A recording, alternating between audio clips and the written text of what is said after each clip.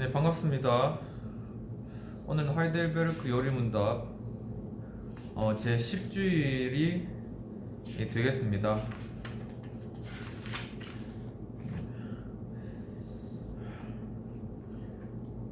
우리 10주일에 들어가기에 앞서 찬양하면서 시작하도록 하겠습니다.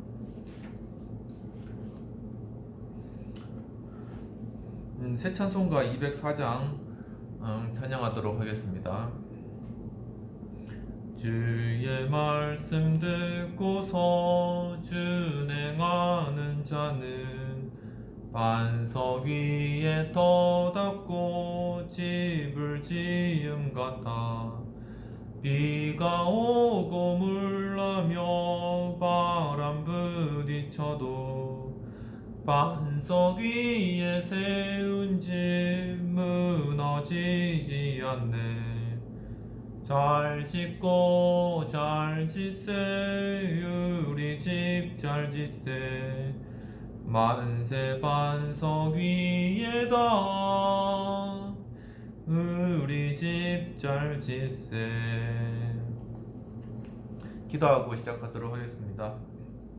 하나님 아버지, 이 시간 또 하이델베르크 요리문답 또 제 10번째 시간까지 인도해 주시는 은혜 감사합니다. 참으로 오늘 또한 하나님의 섭리에 대해서 깨닫고 알아가는 복된 시간 될 수 있도록 주님께서 인도해 주옵소서. 감사하고 예수님 이름으로 기도합나이다. 아멘.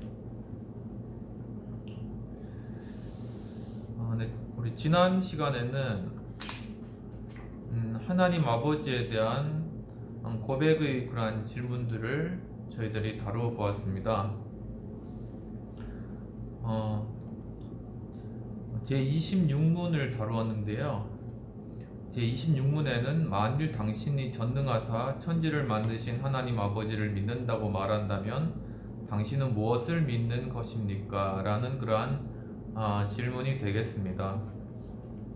이러한 질문을 하게 된 이유는 바로 전능하사 천지를 만드신 하나님 아버지란 이 말이 사도신경에 나오는 첫 번째 문장이기 때문입니다. 우리가 사도신경에 관하여서는 제 7주일에 저희가 다루었습니다.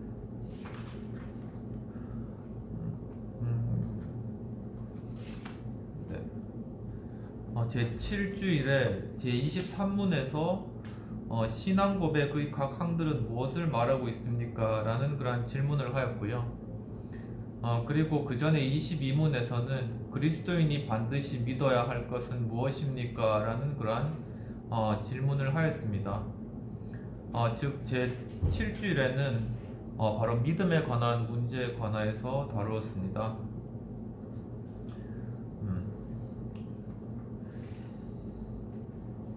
바로 이 믿음이라는 것은 무엇인가에 대해서는 제21문에 다루었습니다. 참 믿음은 무엇입니까? 라는 그러한 질문을 해보았고요. 거기에 대한 대답으로 그것은 하나님이 우리에게 그의 말씀으로 계시하셨던 그 모든 것을 진리라고 생각하는 어떤 지식만이 아니라 성령께서 복음을 통하여 내 안에 일으키시는 마음으로부터 우러나오는 믿음인 바, 그 내용은 다른 사람들만이 아니라 내게도 죄의 용서와 영원한 의와 복락이 하나님께로부터 주어졌다는 것이며, 이것은 오직 은혜로 말미암은 그리스도의 공로 때문이라는 것입니다. 라는 것이 그 대답이 되겠습니다. 우리가 이렇게 참 믿음을 우리가 가져야 되는 그러한 이유와 관련되어서 바로 그것은 이 믿음을 통하여서 우리가 구원을 얻게 되는 것인데, 이 구원과 관련해서 제20문에서는 이러한 질문을 다뤄 보았습니다. 모든 사람은 아담을 통하여 멸망을 받은 것처럼 그리스도를 통하여 다시 구원을 얻게 됩니까? 라는 그러한 질문입니다. 이 아담이라는 건 인류의 처음 조상이었다는 것을 이미 말씀을 드렸을 겁니다. 그런데 이 아담이 이 범죄하여서 우리가 하나님을 떠나게 되었죠. 그래서 모든 인류가 멸망을 받았는데, 성경에서는 바로 그리스도를 둘째 아담이라고 그렇게 이야기하고 있습니다. 이 그리스도라는 명칭 자체가 죄에서 구원함을 주시는 그런 구원자라는 그런 메시아라는 헬라적 표현이고, 그것을 바꿔 히브리어로 표시하는 것이 곧 메시아라는 것이 되겠습니다. 바로 이렇게 아담을 통하여 멸망받은 것처럼 모든 사람이 그리스도를 통하여 다시 구원을 얻게 됩니까? 라는 것을 이 신문에서 다뤄봤고요.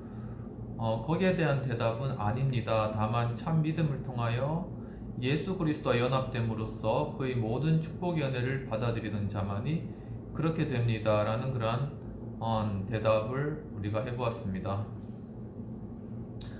즉 구원이라는 것은 모든 사람에게 예수 그리스도께서 그 길을 다 열어 놓으셨지만 이 참 믿음이라는 것을 통하여서 예수 그리스도와 연합된 자만이 바로 그러한 구원을 받을 수 있다라는 것이 중요한 주제가 되겠습니다.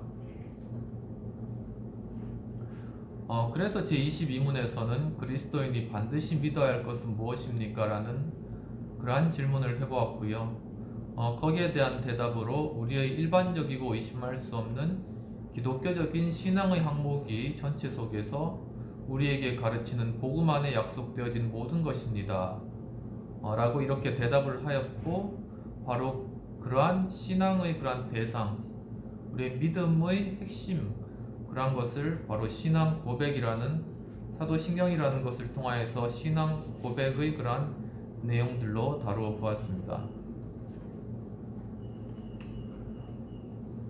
바로 이러한 신앙 고백의 그러한 대상, 바로 예수 그리스도가 되시겠죠. 그리고 하나님과 또한 성령님, 이것이 신앙 고백의 대상인데, 바로 그러한 중보자 대신 예수 그리스도의 그러한 속성에 관하여서 제6주일에 우리가 돌아보았습니다. 6주일의 주제는 중보자, 참 하나님과 참 사람이라는 주제로 다루어 보았습니다. 중보자라는 것은 곧 어떠한 중간에 어떠한 대리자의 그러한 역할들을 하는 것이죠. 그래서 우리가 부동산 중개를 할 때도 부동산 중개사가 있지 않습니까? 이제 그 중개사가 이제 양쪽에 임대인하고 임차인을 서로 만나가지고, 그래서 중개 계약서를 잘 쓰게 해서 입주를 시키는 거죠. 그리고 일정의 소정의 중개 수수료를 받는 그런 역할을 하는 것입니다. 그리고 또 요즘 또 많이 유행하고 있는 뭐 듀오라든가 선우라든가 이런 아니면 뭐 컨설팅 회사들 많이 있죠. 그러한 것들도 결혼을 원하는 남자와 결혼을 원하는 여자를 서로 이렇게 잘 매칭시켜줘서 두 사람이 잘 결혼할 수 있도록 그렇게 해주는 그러한 중간의 그러한 역할들을 한다. 그것이 바로 중보자의 어떤 하나의 예가 되겠습니다. 실제로 그러한 예가 아주 좋은 그러한 예가 될 수 있는데요. 성경에서 에베소서에 보면은 남편과 또한 아내와 관련된 그러한 비밀이, 또한 교회와 그리스도와의 관계에 대한 그러한 내용의 비밀을 담고 있다고 성경에서는 이야기하고 있습니다. 즉 남편과 여자가 남편과 아내, 남자와 여자가 이렇게 서로 만나서 하나를 이루는 것처럼 곧 바로 하나님께서 하나님이 되신 예수 그리스도께서 머리가 되시고, 그리고 이 교회가 몸이 되어서 그렇게 이제 서로 하나로 만나는 것이죠. 교회의 머리는 그리스도고, 또한 그리스도 안에서 교회의 일원들은 그 지체이다. 그렇게 또한 이야기하고 있습니다. 그것이 이제 교회의 그러한 모습에 대한 성경적인 이미지가 되겠습니다. 그러한 이미지 가운데서 또 각 또 지체의 그러한 은사가 거기에서 이제 발생되는 것입니다. 우리 몸이 곧 교회고 우리의 머리가 그리스도이기 때문에 머리 대신 그리스도의 그러한 지시와 그러한 말씀에 따라서 우리의 몸이 움직여지는 것이죠. 우리의 머리가 우리의 뇌가 우리의 손과 발을 지시하여서 움직이는 것처럼 마찬가지입니다. 그래서 성경에서는 이렇게 눈이 발에 대해서 발이 눈에 대해서 너는 왜 눈이고 나는 발이냐 이렇게도 이야기할 수 없다고 하고 또 뭐 팔이 다리에 대해서 뭐 그렇게 이야기를 하는 거죠. 곧 유기체적인 그러한 교회이기 때문에 어느 하나 불필요한 것이 없다는 것이고 또한 머리 대신 예수 그리스도께서 우리에게 성령을 통하여서 각 사람의 은사를 다 주셨기 때문에 그 나름대로의 그러한 역할과 기능들이 다 있다는 것입니다. 그렇기 때문에 바로 우리는 바로 그런 관계적인 차원에서 우리 자신을 돌아봐야 되는 것 같습니다. 우리를 단지 유용성적인 측면에서 내가 어떤 조직에서 아니면 내가 이 사회에서 아니면 내가 가정에서 얼마만큼 유용하고 가치가 있는가 그것을 잣대로 우리가 우리 자신을 판단한다면은 유용한 사람이면은 매우 가치가 있고 존재할 그런 의미가 있지만 만약에 유용하지 않고 쓸모없는 존재라고 여겨지는 그러한 사람은 그 자존감이 굉장히 낮아지고 또한 매우 이 땅을 살아가는데 힘들어지는 그러한 경향들이 많이 있을 것입니다. 그렇지만 우리가 이러한 우리 자신 존재를 바로 이러한 머리 대신 예수 그리스도 안에서 하나의 유기체적인 지체로 보았을 때는 우리 모두가 그러한 나름대로 역할과 기능이 있고 또한 몸과 연결되어 있기 때문에 어느 지체든지 중요하지 않은 지체가 없다는 것이죠. 우리는 그 안에서 우리 자신의 소질을 발견하고 그것을 잘 발현하면 되는 것입니다. 그렇기 때문에 성경에서 중요하게 여기는 것은 예수 그리스도와 하나 되고 연합되는 것을 굉장히 중요하게 여기고 있습니다. 나는 곧 포도나무요 너희는 가지니 너희가 내 안에 내가 너희 안에 거하면 이 사람은 과실을 많이 맺나니 나를 떠나서는 너희가 아무것도 할 수 없음이라. 요한복음 15장 5절에 그러는 말씀인데요. 이와 같이 바로 우리 자신이 머리 대신 그리스도와 연합되어 있으면은 우리가 어떤 노력을 하거나 아니면 우리의 그러한 성취나 능력으로 포도 열매를 맺는 것이 아니라 바로 예수 그리스도와 연결되어 있기 때문에 그분으로부터 우리가 영향을 받아서 바로 이 포도 열매를 또 많은 과실을 맺게 된다는 것입니다. 그렇기 때문에 우리는 하나로 연결되어 있어야만 되는 것이고 그 안에서 우리 존재 가치가 발현될 수 있다는 것이 성경의 중요한 가르침이 되겠습니다.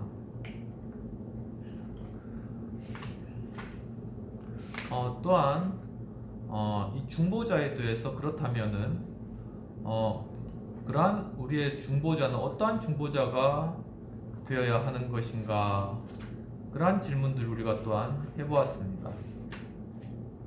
제16문에서는 왜 그는 진실하시며 의로운 인간이어야 합니까? 라는 질문을 해보았습니다.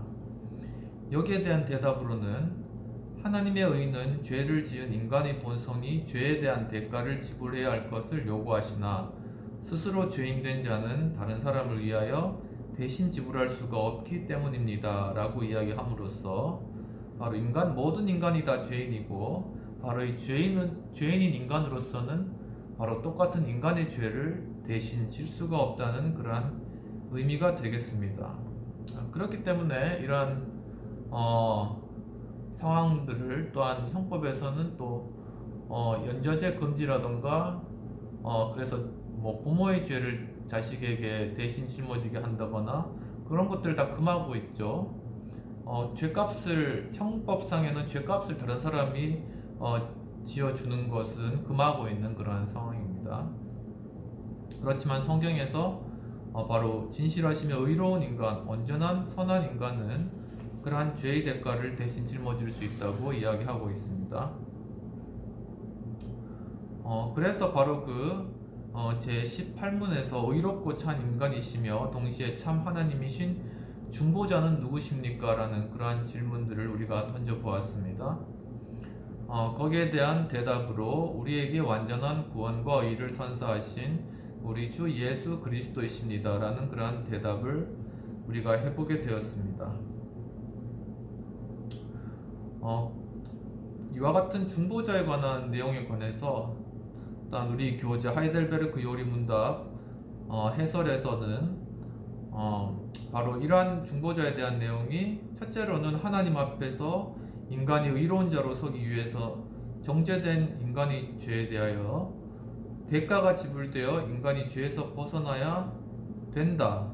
즉 하나님의 의를 얻기 위해서는 인간이 죄에서 벗어나야 된다. 그것이 전제고, 둘째로는 인간과 이 땅의 모든 피조물들은 스스로 죄를 버릴 수 없는 그러한 상태이다.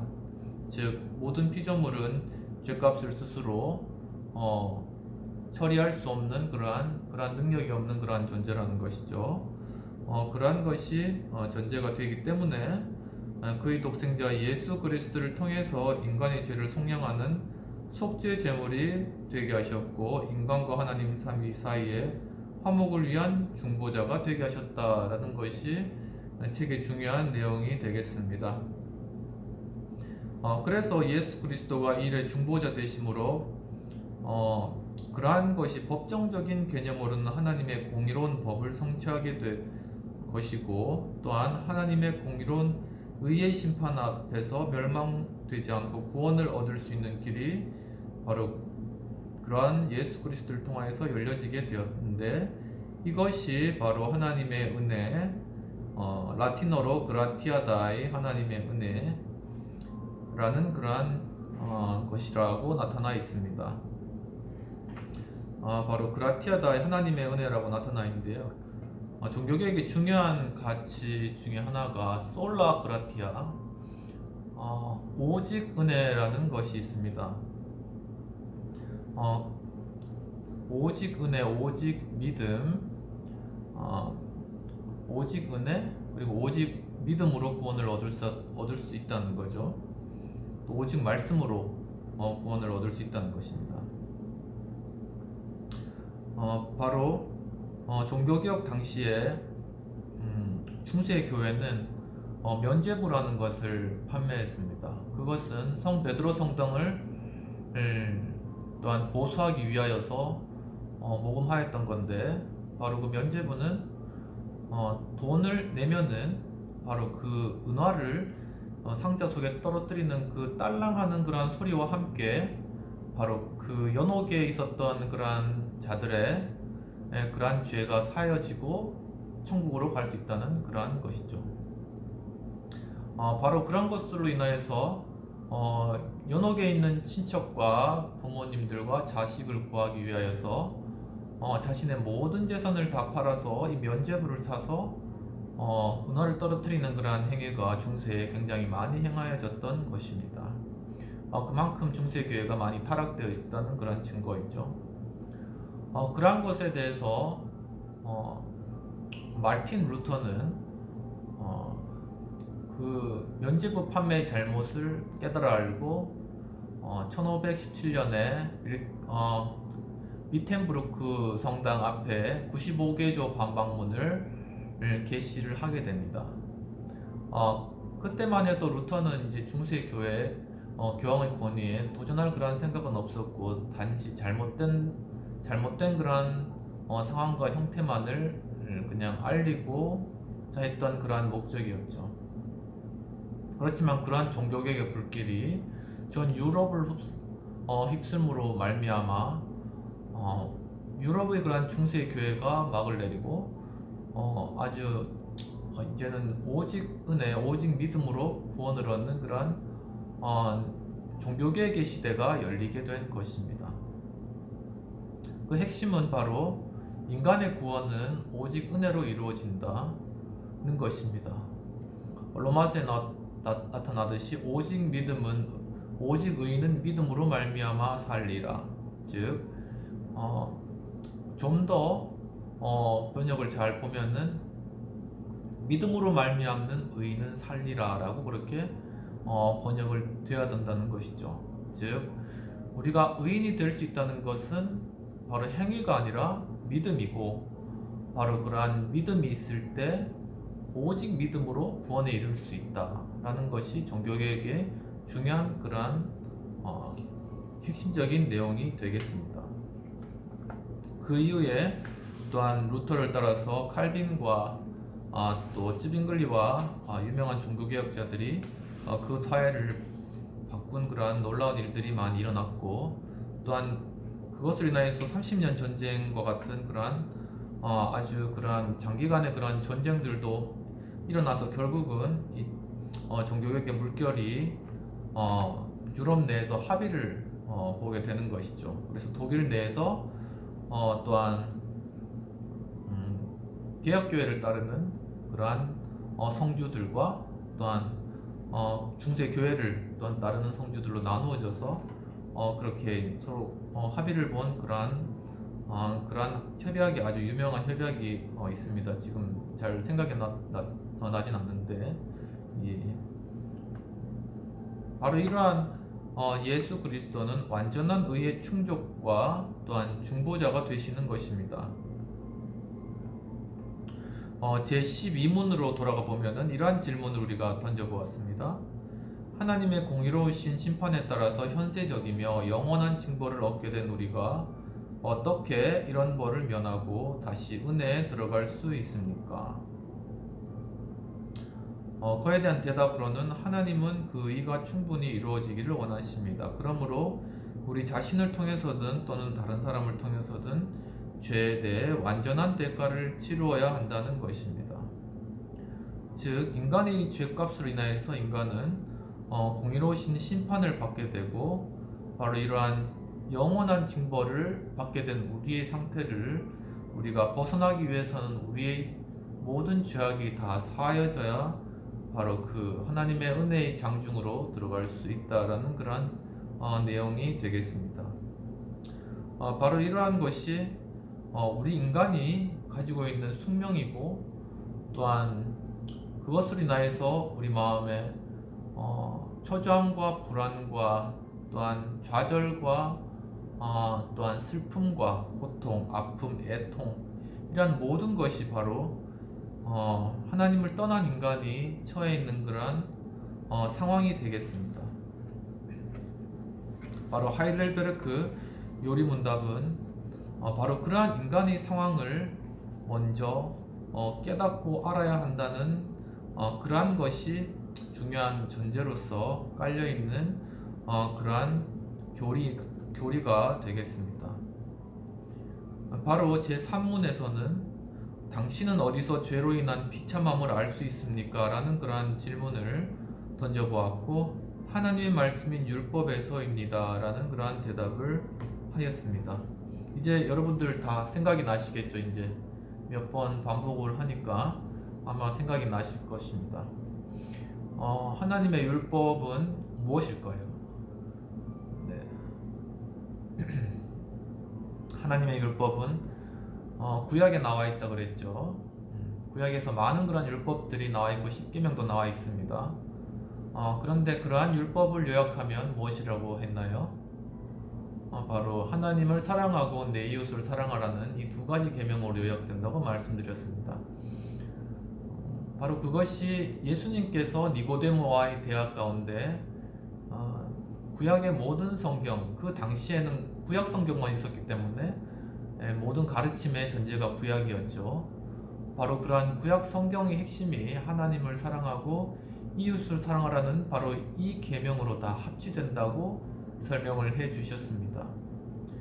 바로 그러한 계명이 우리가 우리 자신을 비추어 봤을 때 우리가 얼마나 우리의 이웃을 사랑했는가, 그리고 우리가 얼마나 또한 하나님을 사랑했는가, 바로 이 사랑의 문제가 발생하게 되는 것이죠.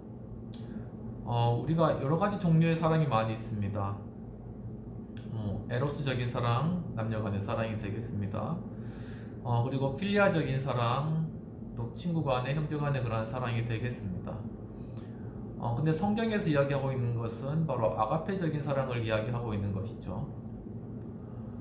그런데 인간은 사실 이 아가페적인 사랑을 잘 깨닫지 못하는 그런 특징이 있습니다. 그래서 예수님께서 십자가에 달려 돌아가시고 부활하신 이후에 베드로에게 찾아오셨는데 베드로는 예수님이 십자가에 달려 돌아가시기 전에, 잡히시기 전에 예수님을 3번이나 부인한 그러한 일들이 있었습니다. 닭 울기 전에 네가 나를 부인하리라, 그런 말씀과 같이 예수님 십자가 고난을 받으시기 전에 바로 그 재판정에서 어떤 신문을 받으실 때, 그리고 고초를 당하실 때 옆에서 이제 불을 쬐면서 있었는데, 바로 그 옆에 있는 사람이 이 사람이 예수의 제자다라고 이야기했을 때 베드로가 아니라고 부인을 했죠. 바로 그런 일들이 3번이나 있었습니다. 그래서 베드로는 거의 자기 자신도 아마 몰랐을 겁니다. 내가 이런 예수님을 부인하다니. 그러면서 스스로에 대해 굉장히 좌절하고 있었을 거예요. 그리고 자신의 어떤 자존감과 어떤 스스로에 대한 프라이드도 완전히 짓밟혔을 겁니다. 왜냐하면 베드로가 그 전에 나는 주를 바로 죽는 데까지 따라가겠다고 이야기를 하였기 때문입니다. 이처럼 인간이 아주 급박한 상황이 되지 않으면, 정말 이러한 절대절명의 순간이 되지 않으면은 그 마음에 있는 것이 무엇인지를 알 수가 없다는 것입니다. 하지만 바로 그러한 순간이 왔을 때 베드로는 예수님을 부인했고, 바로 예수님께서 예언하신 대로 된 것이죠.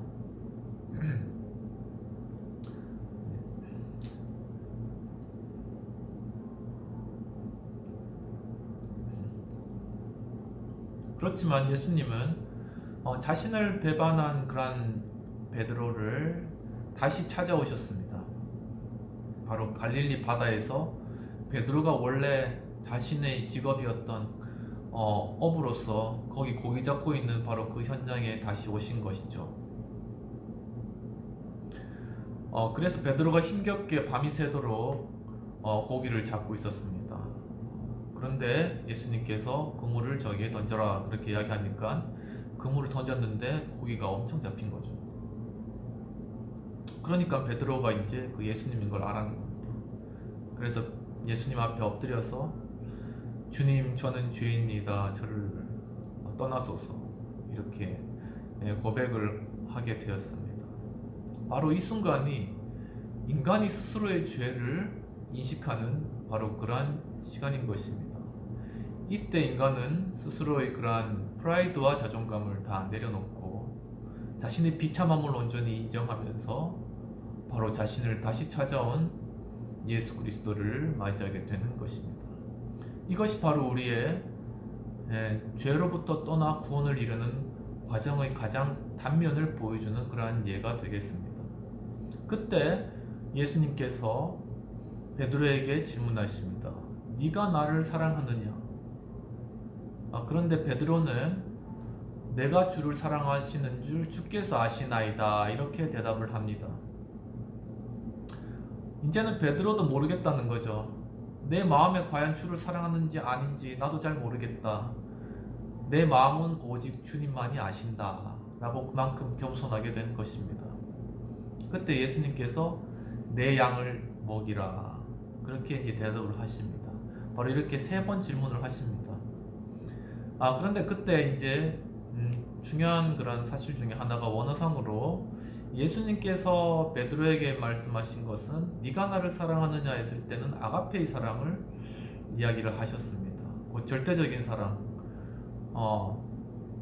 즉 하나님께서 우리에게 베푸시는, 아무런 대가도 요구하지 않으시는 그 사랑을 이야기하셨습니다. 그런데 베드로는 주께서 나를 사랑하시는 줄 주께서 아시나이다 했을 때 필리아라는 그러한 원어상의 사랑을 이야기를 한 거죠.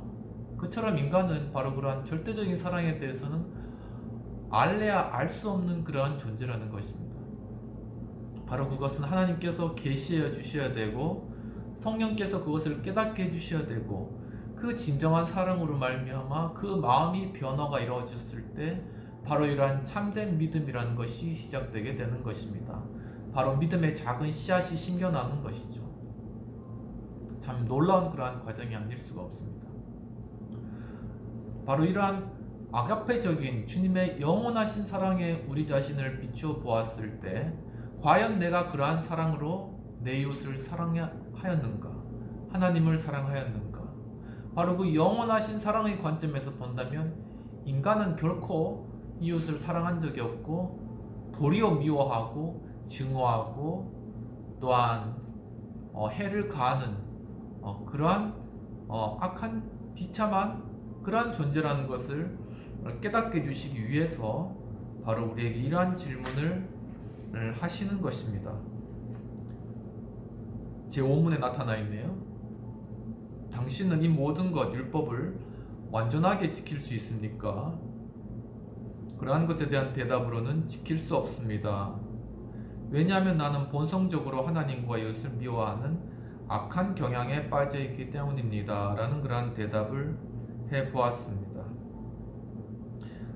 이러한 질문에 대한 해설을 잠깐 다시금 살펴보면 우리 자신의 모습을 성찰하게 해주고 인간의 비참함을 알게 해주는 방법으로는 첫 번째 율법으로 우리의 양심을 비추어 보게 하는 것입니다.